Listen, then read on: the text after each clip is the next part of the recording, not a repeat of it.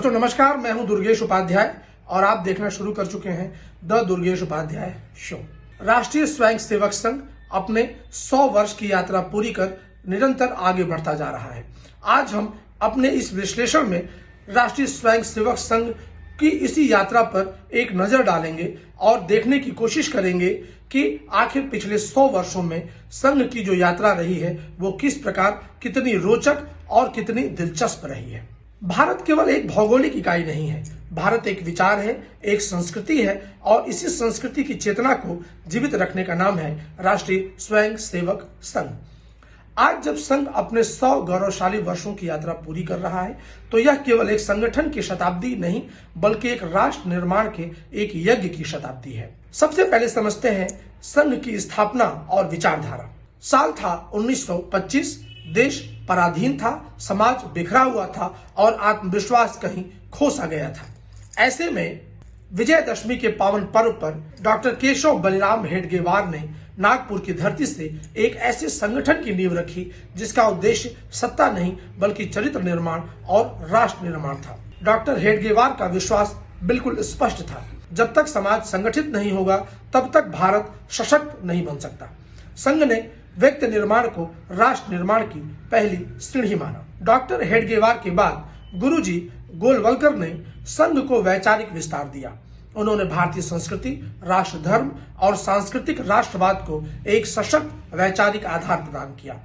फिर आए बाला साहब देवरस, जिन्होंने आपातकाल जैसे कठिन समय में लोकतंत्र की रक्षा के लिए संघ को संघर्ष के अग्रिम मोर्चे पर खड़ा किया। उसके बाद राजेंद्र सिंह उर्फ रज्जू भैया, के सुदर्शन और अन्य सरसंघ चालकों ने संघ को समयानुकूल दिशा दी, परंतु मूल विचार कभी नहीं बदला और वो था राष्ट्र सर्वोपरि। वर्तमान सरसंघ चालक डॉक्टर मोहन भागवत का योगदान भी अपूर्णीय है।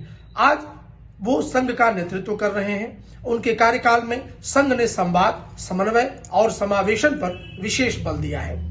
उनका स्पष्ट कहना है, संघ किसी के विरुद्ध नहीं है, संघ राष्ट्र के पक्ष में है। चाहे समाज के वंचित वर्गों से संवाद हो या युवाओं को राष्ट्रवाद से जोड़ना या वैश्विक मंचों पर भारत की सांस्कृतिक पहचान को मजबूत करना।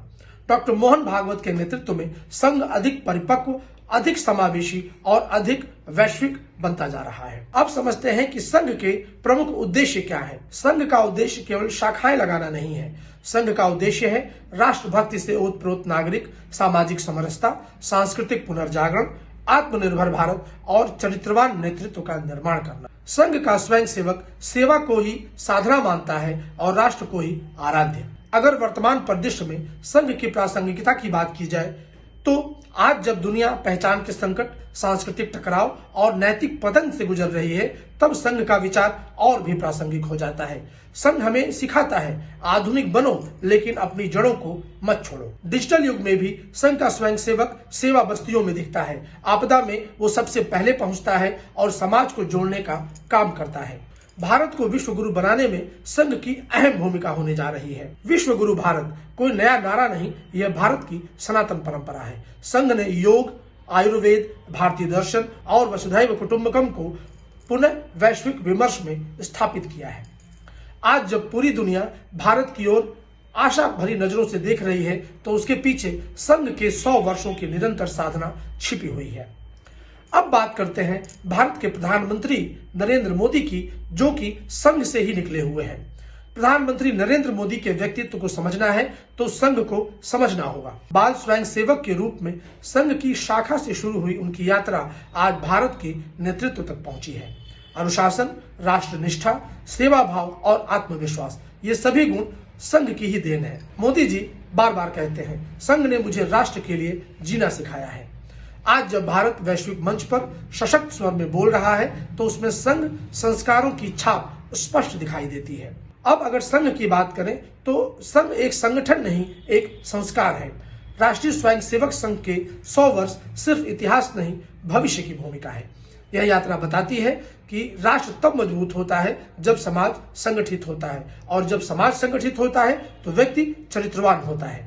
संघ ने कभी सत्ता नहीं मांगी, कभी श्रेय नहीं चाहा, बस राष्ट्र को सशक्त बनाने के लिए निरंतर संघर्ष किया। अब जबकि संघ के 100 वर्ष पूरे हुए हैं लेकिन यात्रा निरंतर जारी है। जय हिंद, वंदे मातरम।